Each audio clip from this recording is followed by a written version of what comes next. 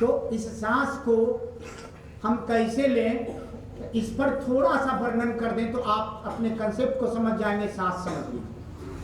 कहा यह सांस बड़ा मूल्यवान है। अगर आप 15 सांस 1 मिनट में लेते हैं तो आपका आयु 100 वर्ष निर्धारित कर दिया है ईश्वर ने। 15 वर्ष 1 मिनट, तो 1 घंटे में कितना सांस?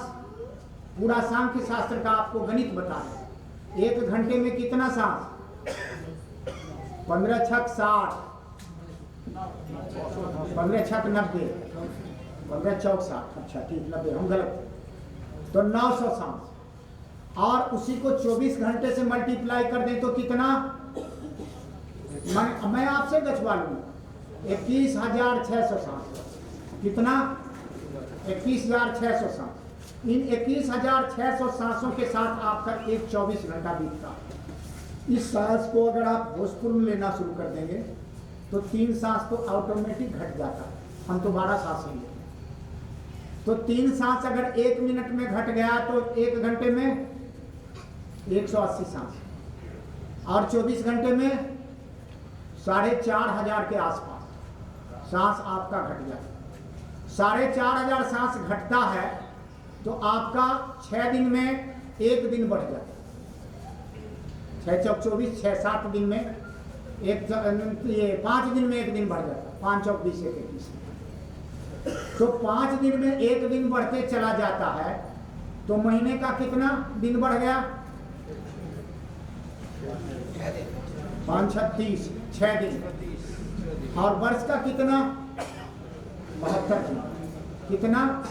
1 वर्ष में 2.5 महीने बढ़ गए केवल 30 सांस घटाने से, और 2.5 महीने बढ़े तो 100 वर्ष में कितने दिन बढ़े?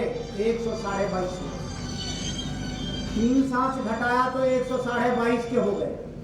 आप वो आपका पूंजी है, आप जैसे खर्च कर लीजिए, उसको बचा के खर्च कीजिए। 122%। प्रश्न आया कि स्वामी जी हमारी उम्र बढ़ जाए, चोर बटमारों की उम्र बढ़ जाए तो क्या होगी? अब दूसरा प्रश्न आया, बहुत अच्छी जवाब। यदि आपके मन में सेक्सुअल इरिटेशन ज्यादा है, चोरी बटमारी करने की प्रवृत्ति ज्यादा है, तो आज सांस कम करके देखिए। शरीर के रासायन बदल जाते हैं, आपकी मन की अनुभूतियां हो जाएगी कि नहीं ये चोरी करना अपराध है, मैं नहीं करूंगा। दूसरे की स्त्री को देखना अपराध है, नहीं करूंगा।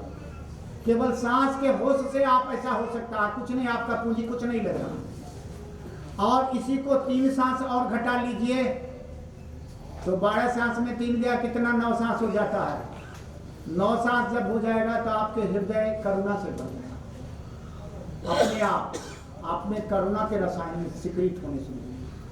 आप यदि एक छोटी सी चींटी को भी देखिएगा तो उसकी आवाज सुनना शुरू हो जाएगा कि आपके पैर से चींटी तो नहीं दब रही।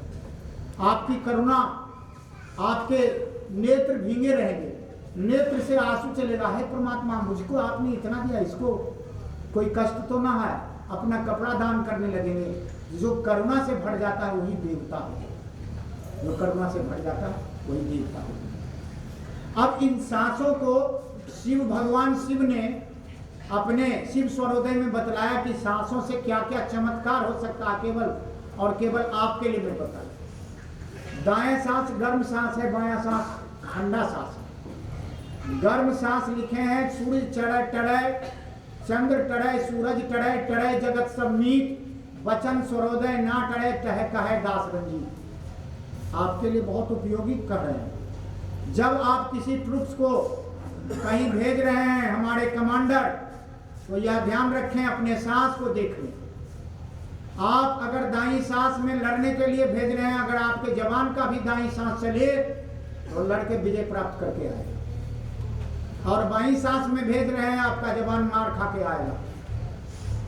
ये विजय का सांस है, ये सूर्य का सांस है, ये विजेता है, और ये जो है ये शुद्ध और सौम्य कर्म करने का है। बिटिया का विवाह आपको करना है तो बिटिया का कन्यादान आप बाएं सांस चला के कीजिए, विवाह अस्थाई होगा।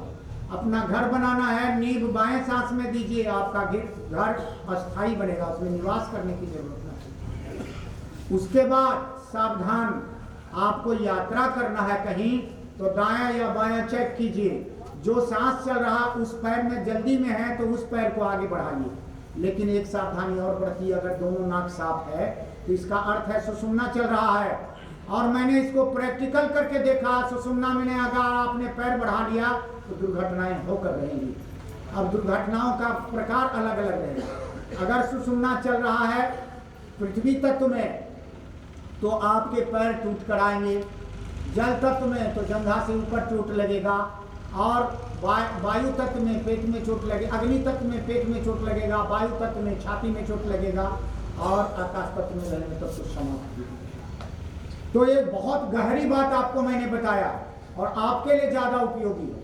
आप हमेशा स्वर को चेक कर लीजिए, सांस को, मेरा कौन सा सांस चल रहा है, उसी समय याद रखिए। दोनों सांस चलता है, रुकिए, ठहरिए, कितना भी जरूरी काम है ठहर जाइए, वो ध्यान का सांस। सुषुम्ना केवल ध्यान के लिए है, सुषुम्ना केवल वरदान के लिए है, सुषुम्ना केवल शाप के लिए। सुषुम्ना में दिया गया शाप फलवती होता है, सुषुम्ना में दिया गया वरदान फलवती होता है, और सुषुम्ना में किया गया ध्यान।